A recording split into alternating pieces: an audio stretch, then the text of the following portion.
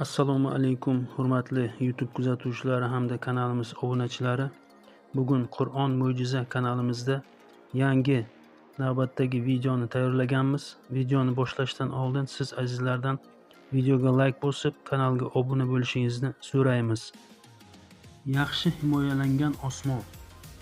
Qur'onda Alloh bizning e'tiborimizni osmonning juda bir muhim xususiyatiga tortadi. Osmonni saqlanib turuvchi tom qilib qo'ydik.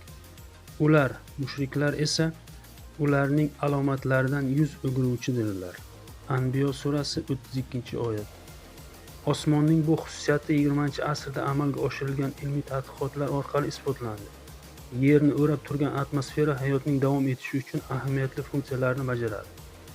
U yerga yaqinlashib kelgan ko'plab katta-kichik meteoritlarni yo'q qilib, ularning yerga qulab tushishini bartaraf qiladi va mavjudotlarga zarar yetkazishining oldini oladi.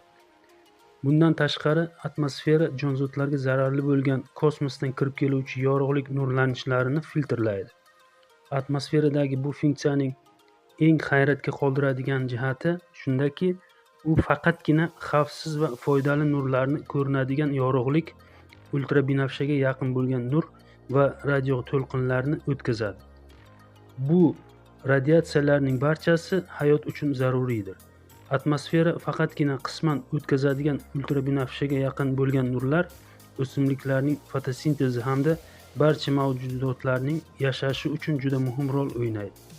Quyoshdan chiqadigan ko'pchilik xavfli ultrabinafsha nurlar atmosferaning ozon qatlamida filtrlanadi.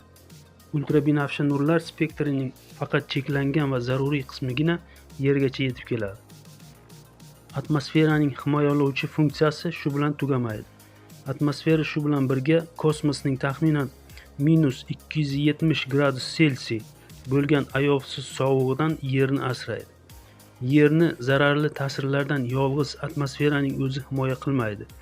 Atmosferaga qo'shimcha ravishda Van Allen belbog'i, Yerning magnit maydonidan hosil bo'lgan qatlam ham bizning sayyoramizga tahdid soluvchi zararli radiatsiyalarga qarshi qalqon bo'lib xizmat qiladi.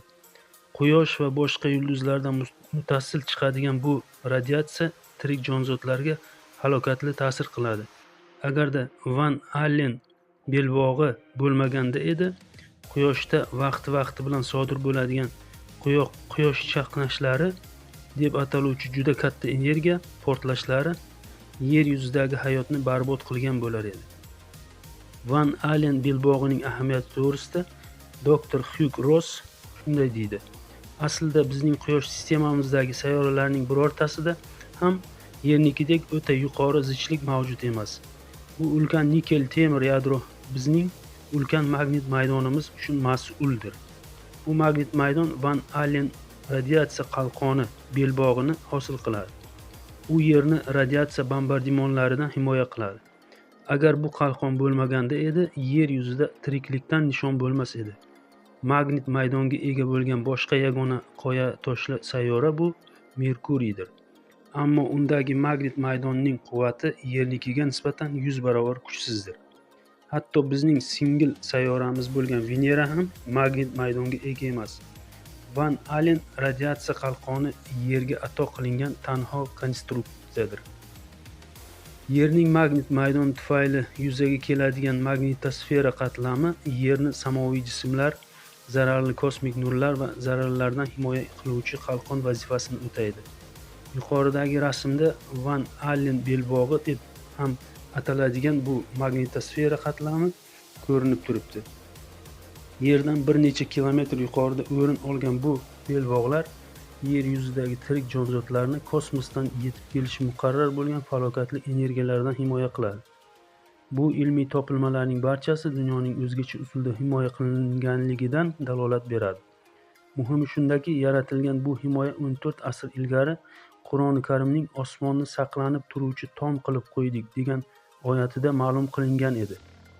Bir necha yillar oldin aniqlangan mana shunday portlashlarning faqat bittasi uzatadigan energiya Ikkinchi jahon urushi oxirida Hirosima ustiga tashlangan bombaga o'xshash atom bombalaridan 100 milliardiga teng ekanligi hisoblab chiqilgan.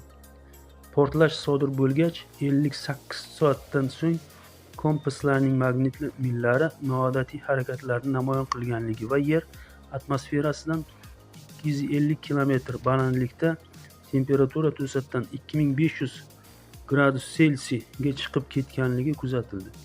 Qisqasi, Yerdan juda balandda mukammal bir tizim ishlab turibdi.